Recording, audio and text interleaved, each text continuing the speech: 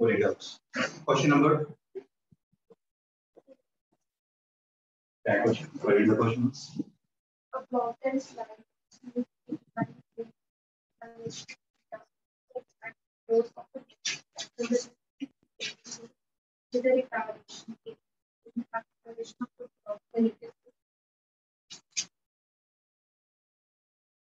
Case analysis. Question number 1. 11.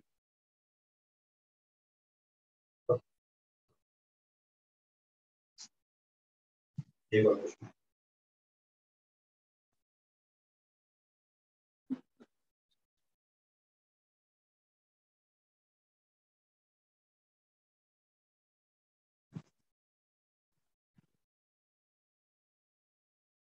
A block can slide on a smooth inclined plane of inclination theta kept on the floor of a lift.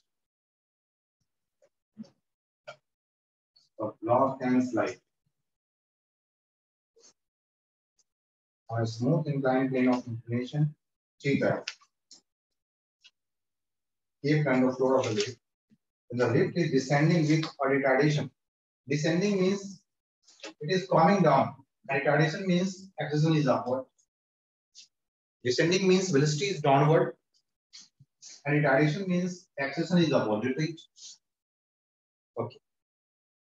The whole lift is coming down with retardation. Clear? Okay.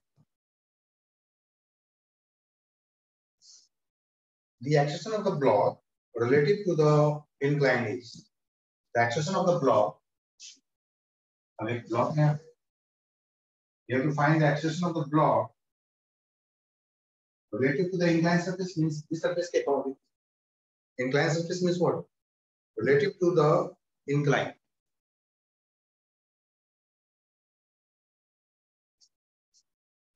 मतलब lift की respect में ही क्या होना है?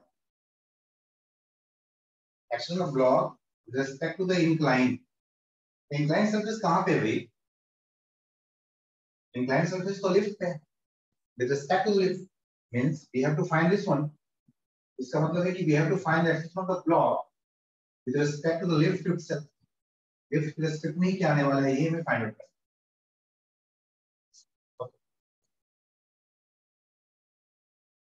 हम देख लेते हैं यहाँ.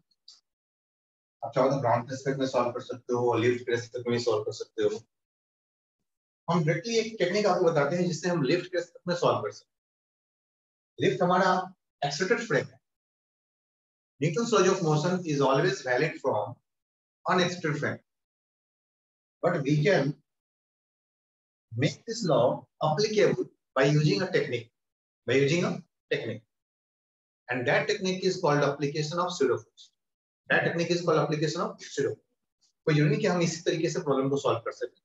डायरेक्टली भी सॉल्व कर सकते हैं, लेकिन मैं टेक्निक वाला प्रॉब्लम सॉल्व करता हूं. That technique is called application of pseudo force. Pseudo force क्या होता है? Pseudo force that is a non-real force. Pseudo means non-real, that cannot exist. मतलब ये simply एक टेक्निक है. Actually that force does not act actually on a body.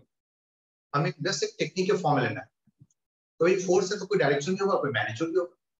Then what is the magnitude of the force? तो कुछ नहीं. आपको जिस body पे इक्वेशन लिखना हो F net is equal to mass into acceleration, आप उस बॉडी पे वो फोर्स लगाना. कितना? जितना उस बॉडी का मास है उस मास को लेना और जो एक्सेलरेशन है उस एक्सेलरेशन को लेना. m into a कितना हो गया? m into कौन सा एक्सेलरेशन जिसके रिस्पेक्ट में आपको सॉल्व करना है. लिफ्ट का एक्सेलरेशन क्या है? a upward.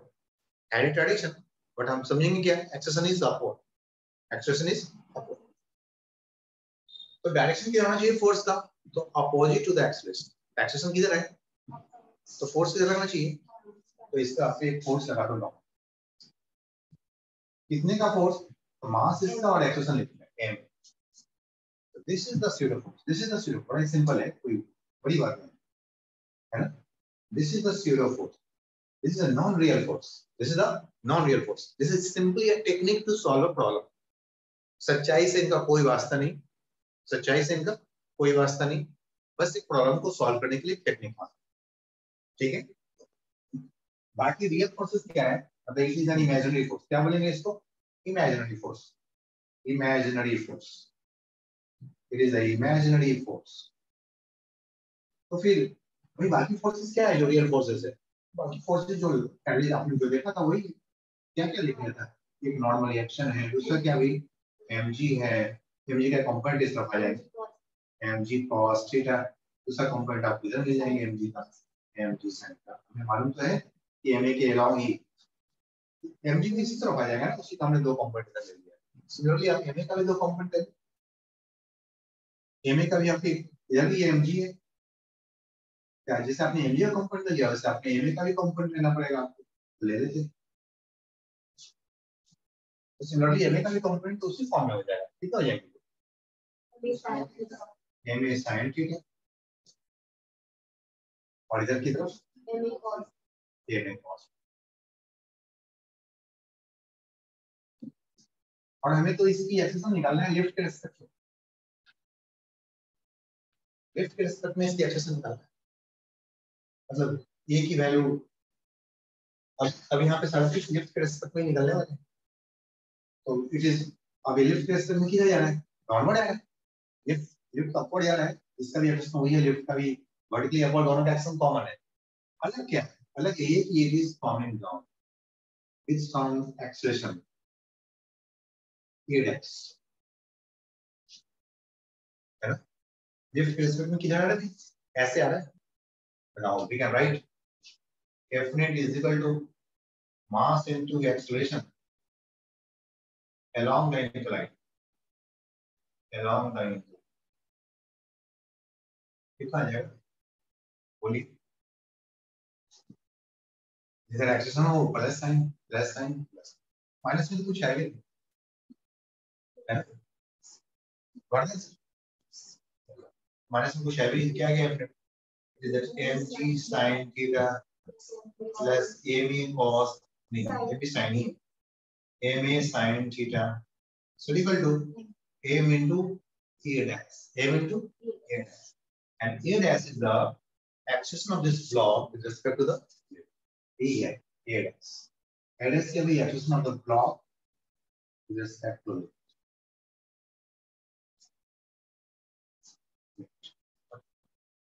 volume and hence the g plus a sin। ये हमने टेक्निक को यूज करके प्रॉब्लम को सॉल्व कर क्लियर है।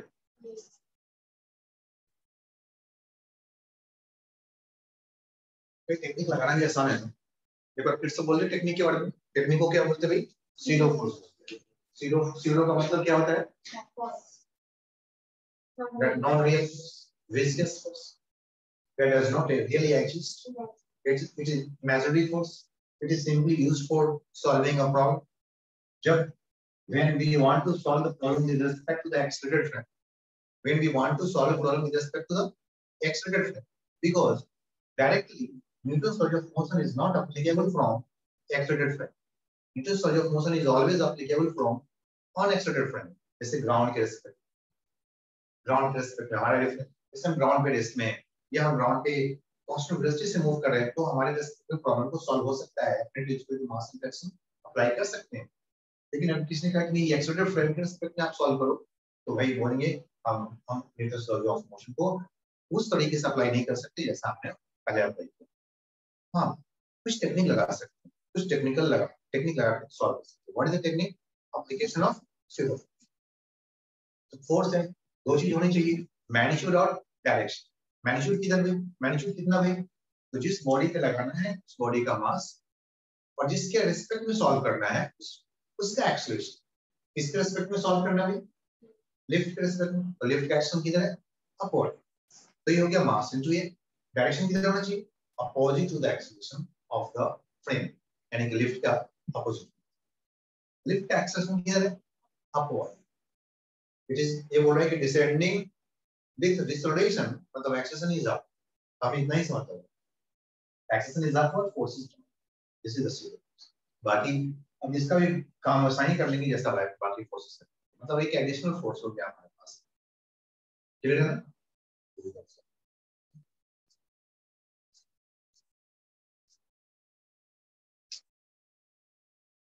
ऐसे क्लियर है सीरो फोर्स। नेक्स्ट क्वेश्चन 1 से क्वेश्चन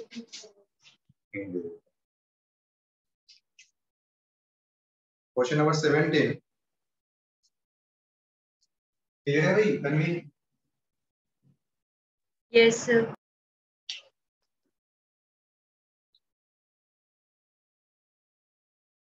17 कर लिया था।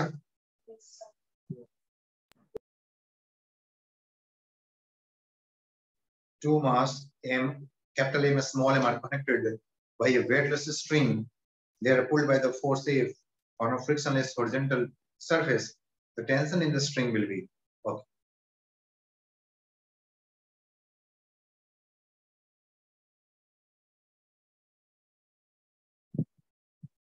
अब कर दे।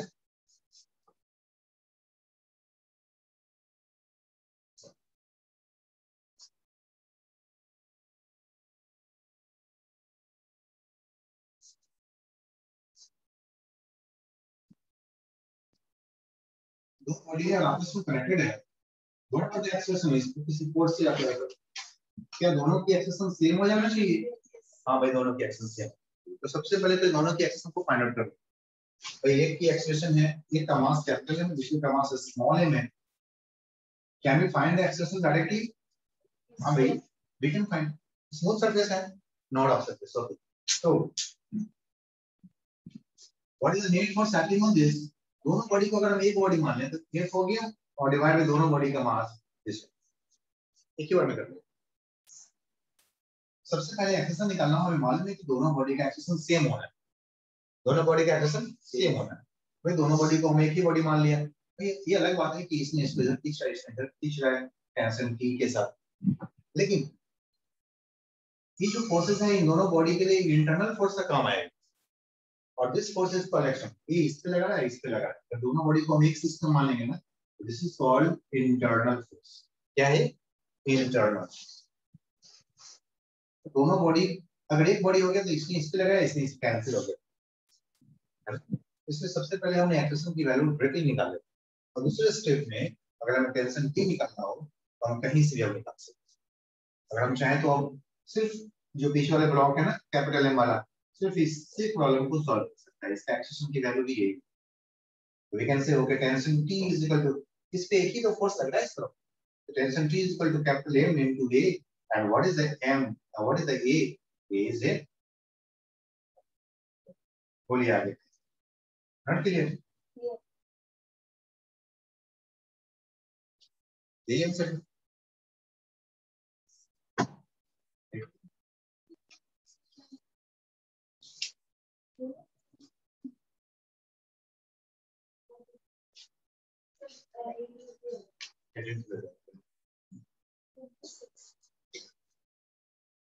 इसके पहले दो क्वेश्चन डिस्कस किए, लेकिन मैं उसका रिकॉर्डिंग कर रहा हूँ। दो क्वेश्चन हमने डिस्कस किया टेस्ट का, उसकी रिकॉर्डिंग चल रही है, आप देख सकते हैं। क्वेश्चन नंबर 26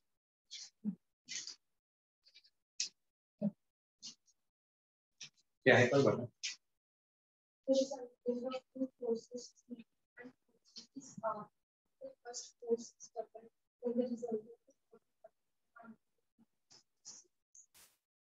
ओके, नहीं हुआ? Let's see question number 26 everybody.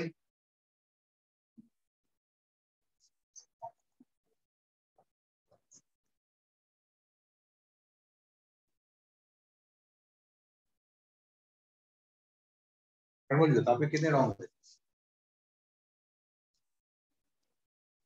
चलिए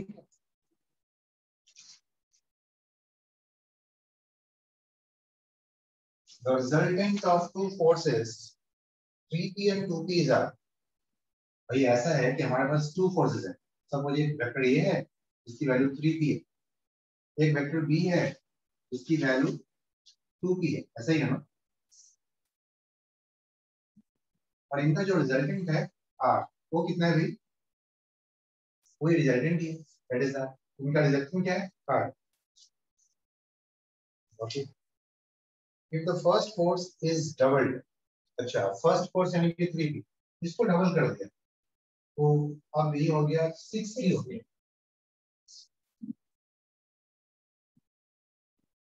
then resultant is also double. तब जो resultant होता है ये भी double हो जाता है, नहीं जो resultant बन जाता है वो 2r बन जाता है. Then the angle between the two forces is, तो दोनों फोर्स के बीच में एंगल क्या है, एंगल उसका ही रखा गया है. ठीक है, ओके. तो पहले क्या अकॉर्डिंगली काम कर लेते हैं हम. What is the resultant of this one? Suppose इन दोनों के बीच में एंगल कितना है, थीटा है. एक में हमने 6p कर दिया, दूसरे में कितना भी v 2p का ही है. इसको तो कुछ नहीं किया ना, सेकंड वेक्टर को हमने कुछ नहीं किया, और इनके एंगल के बीच में हमने कोई चेंजेस नहीं किया. तो पहला रिजल्टेंट r है, इनके बीच के एंगल थीटा है. हमने क्या लिखना है, a square plus b square plus 2ab cos theta. We can r square is equal to 9p square plus 4p square plus 2 into 3 to this 12 हो गया ना, 12p square and cos theta. Number 1 equation चलिए इसको भी और simplify कर सकते हैं. 9 plus 4 13, 13p square plus 12p square cos theta is equal to r. Number 1 is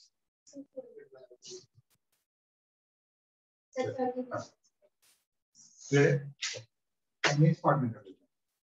अब उसने कहा कि नया रिजल्टेंट जो है ना वो r डैश हो गया, तो r dash square is equal to, अब कितना हो गया, 6p square means 36p square plus 2p square means 4p square plus 2 into 6 12, 12 into 2 24p square angle वही है cos टेंस. r dash means 2r, it is a 4r square. 40p square, 40p square plus 24p square cos. Number 2 is यहाँ पे रख लेते हैं r square की value वहां पे रख लेते हैं एंड स्टैटिक वैल्यू निकालो. डिवाइड कर लेंगे तो बात एक ही है, इस क्रॉस कर लेंगे आ जाए. डिवाइड भी करके ला सकते हैं, डिवाइड कर लूंगा तो उसमें से इसको नीचे रख लेते हैं, इसको न्यूमरेटर में रखते हैं, इसको डिनोमिनेटर में, तो डिवाइड कर लेते हैं. इक्वेशन 2 डिवाइड बाय इक्वेशन 1 करके देखें क्या आएगा. 4 डिवाइड बाय 1, इधर क्या हो गया, p स्क्वायर कॉमन हो गया, वहां पे तो हो गया 40 plus 24 cos theta is equal to 13 plus 12 cos.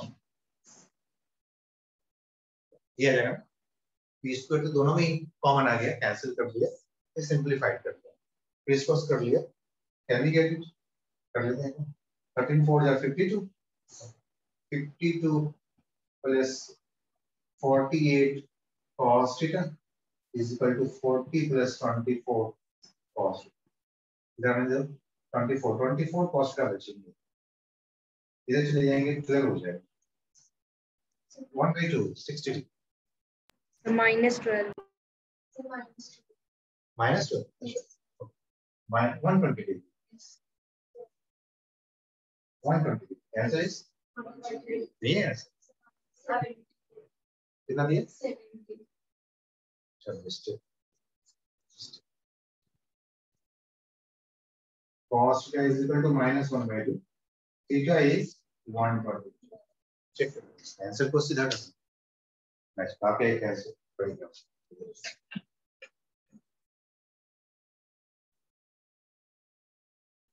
ABC लिखने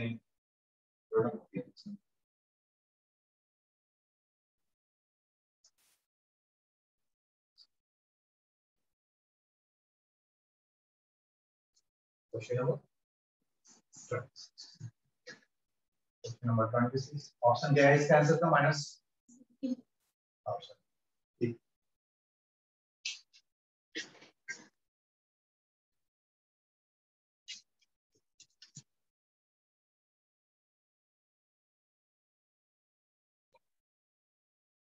next done.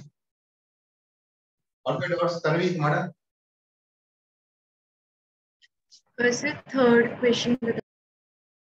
Third question number 3.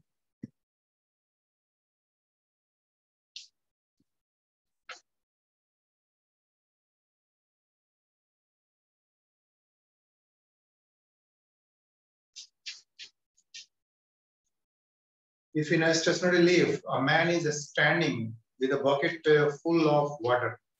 ठीक है, man is standing with a bucket full of, वह लिफ्ट के अंदर में है और उसने बकेट ले रखना है completely full with the water. ठीक है,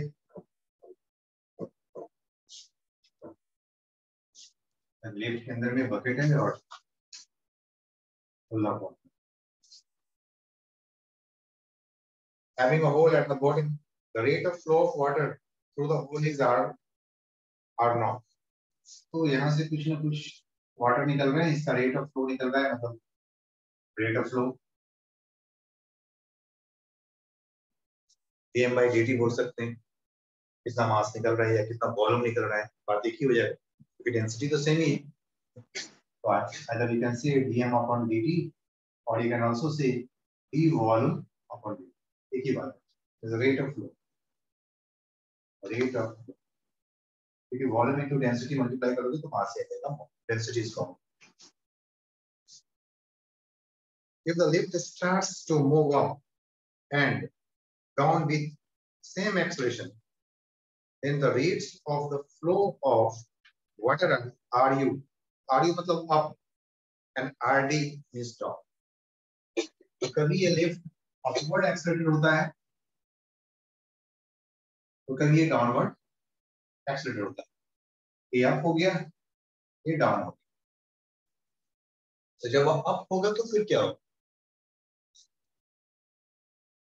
और डाउन होगा तो क्या होगा? वेरी सिंपल है. अगर सपोज ये डाउनवर्ड एक्सेलरेटेड हो जाता है और इसकी आप ऐसे इसके आंसर बहुत इजीली निकाल सकते हो कि अगर ये फ्री फॉल मोशन होता फिर क्या होगा. अगर ये फ्री फॉल मोशन रहता मतलब इसकी डाउनवर्ड एक्सेलरेशन g के इक्वल हो जाता. सिंपली अगर इसकी एक्सेलरेशन डाउनवर्ड g के इक्वल हो जाते तो there is no rate of flow, water flow नहीं करता, सभी रेस में आ जाते. जहां वाटर है वैसा ही रह जाएंगे, कोई फ्लो नहीं, वेटलेसनेस.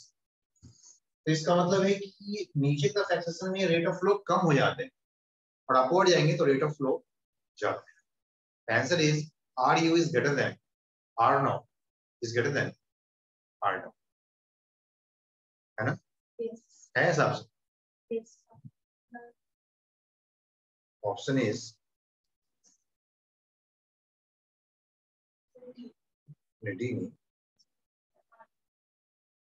RU. हाँ ठीक है, The option R.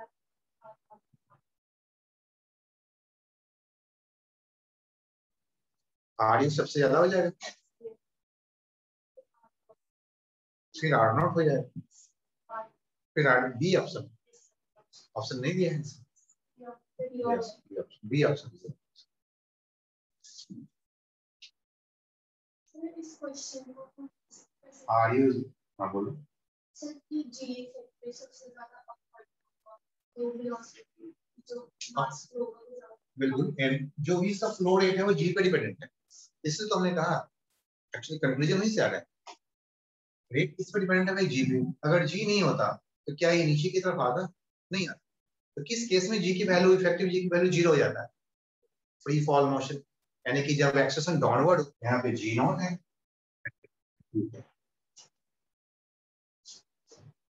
डाउनवर्ड में जी इफेक्टिव की वैल्यू काफी कम हो जाता है. कितना हो जाता है भाई? जी माइनस से. ये तो क्या है, जी नॉट माइनस से बोल सकते हैं ना, ये जी नॉट ही है और ये है जी नॉट प्लस.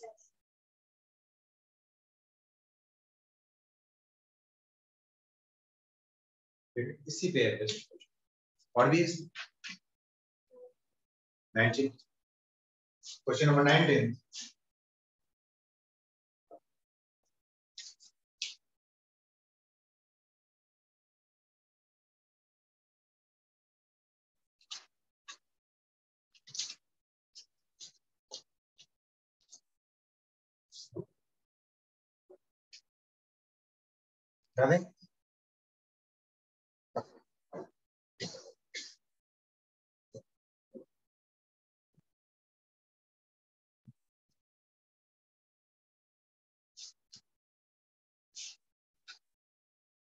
पूरी ब्लॉक सिस्टम है बट यहाँ पे एक स्ट्रिंग के साथ डबल ब्लॉक है, एक अनदर स्ट्रिंग अटैच होकर. मासेस गिवन है This A, B, another is C. 5 kg, 3 kg, 1 kg. The problem seems to be simple. Okay. The three weights ABC connected by the string as shown in figure. The system moves over the frictionless pulley, obviously. The tension in the string connecting A and B. यहाँ पे हमें tension बताना है ये वाली जो string का part है ना इसका टेल खींचेगा डाउनवर्ड, ये टेंशन इधर दे दिया डाउनवर्ड और ये किधर अपवर्ड ऐसे, लेकिन यहाँ पे अलग टेंशन आ जाएगा, देयर इज अनदर T1 यहाँ पे अनदर एक स्ट्रिंग में एक ऐसा टेंशन, मतलब यहाँ से लेकर के यहाँ तक एक ऐसा टेंशन होने वाला है T1 और यहाँ से यहाँ तक डिफरेंट टेंशन और उसी T की वैल्यू हमें कैलकुलेट करना है। A और B में जो कनेक्शन है इसके बीच में की वैल्यू क्या होना चाहिए ये बस हमें फाइंड आउट करना है। Not clear? बोलो किसी को प्रॉब्लम? ठीक है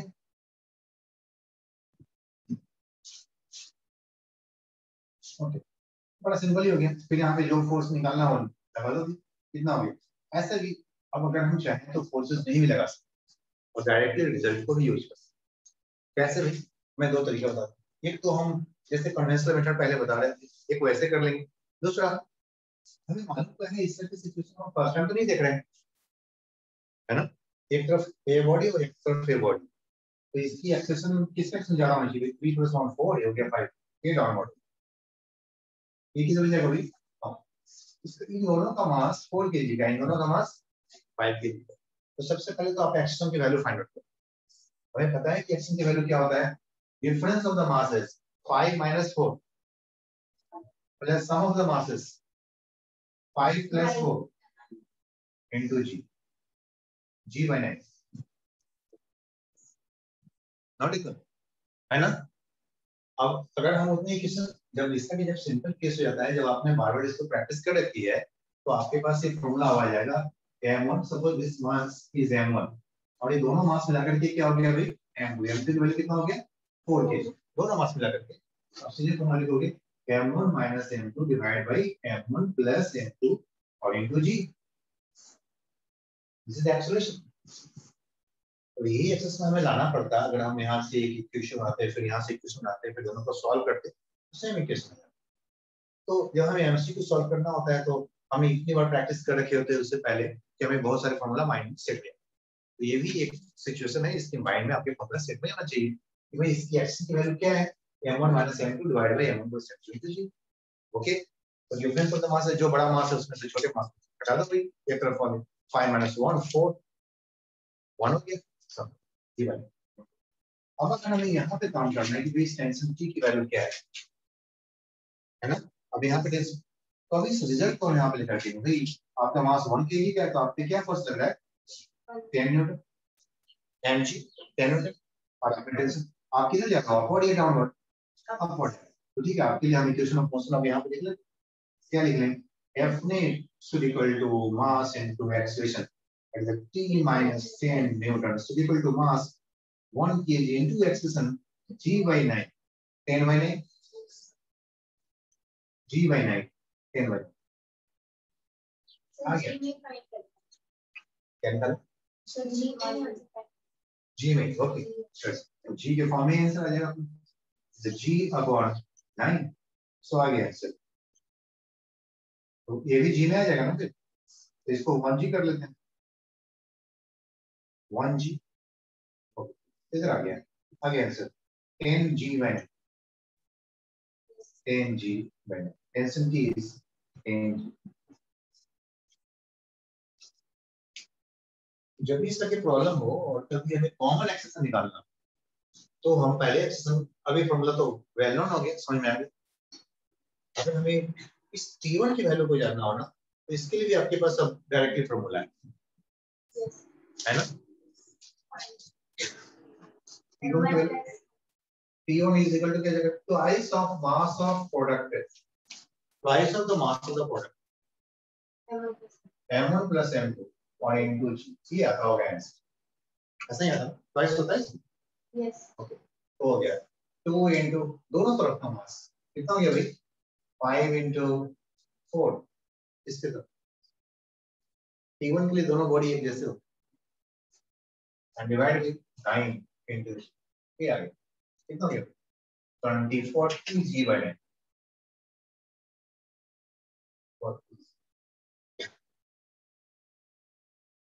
तो हम डायरेक्टली इस फॉर्मूला को भी यूज कर सकते हैं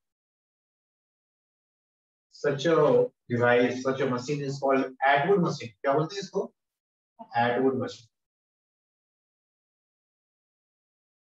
कभी-कभी Atwood machine के नाम से पूछना जाएगा in Atwood machine the full body is given तो समझ में आना चाहिए पुली वाला सिस्टम है पुली मास सिस्टम है इसने Atwood machine किया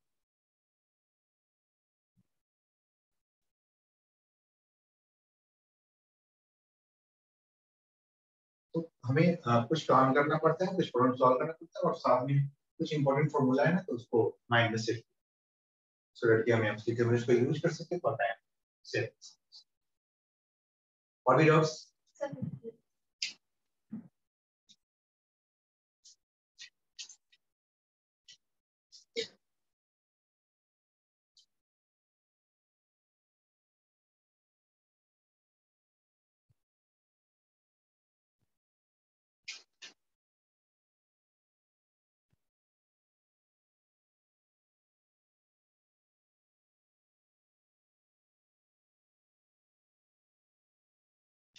Next question number 15.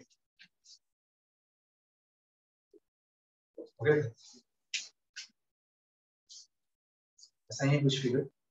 Two weights W and W are suspended from the ends of the light string passing over a smooth fixed pulley. We assign. Ramesh?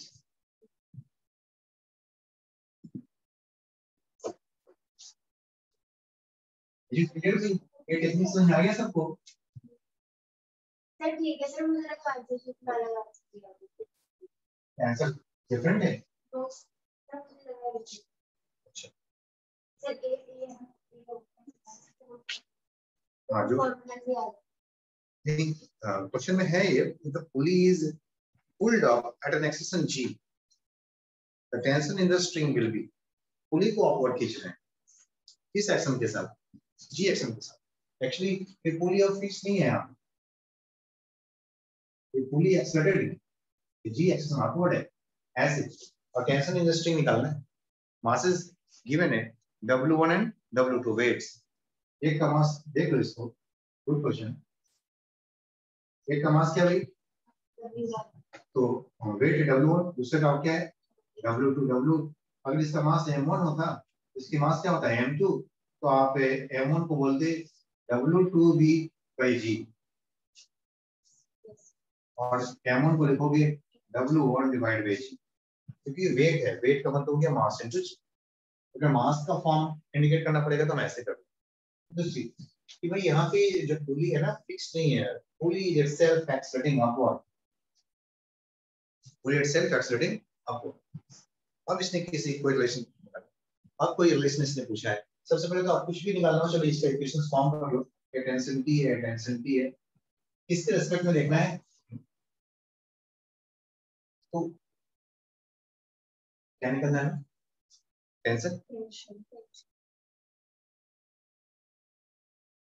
Tension string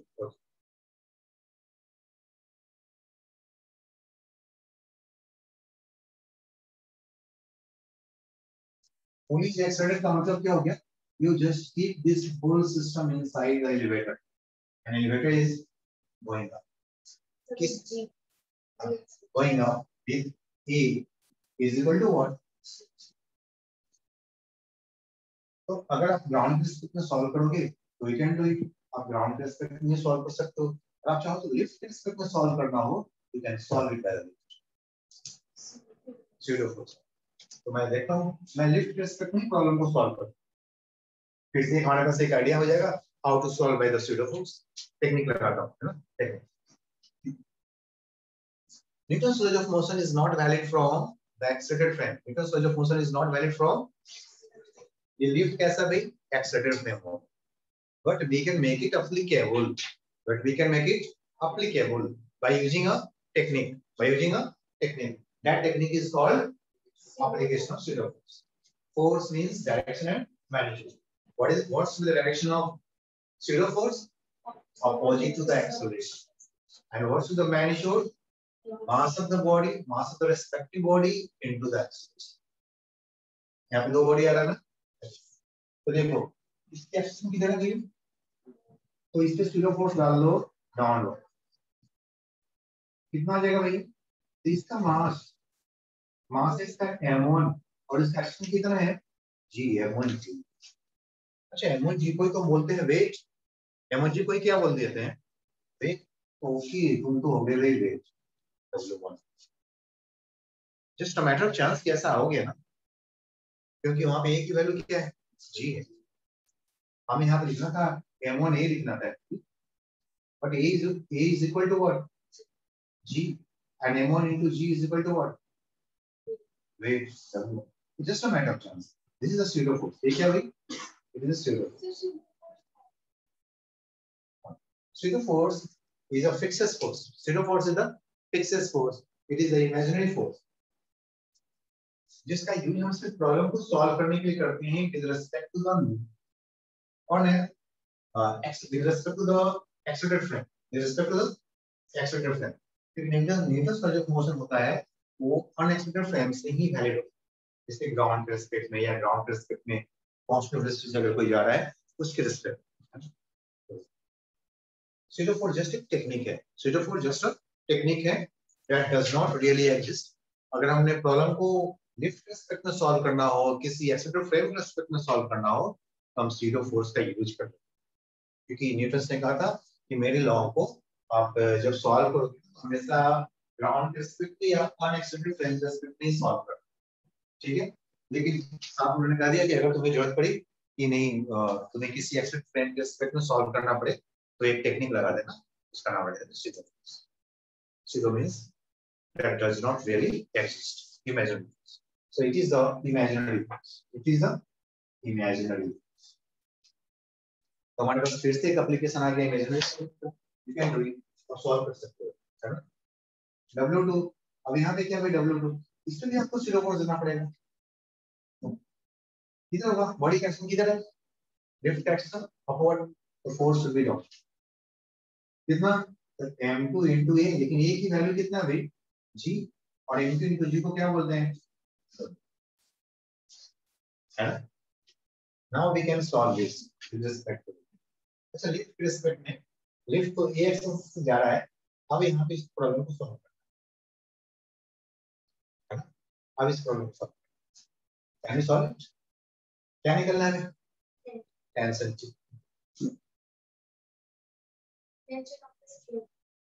हाँ tension in the string, string है ना, या यहाँ पे नहीं, यहाँ tension क्या लिखा हुआ है,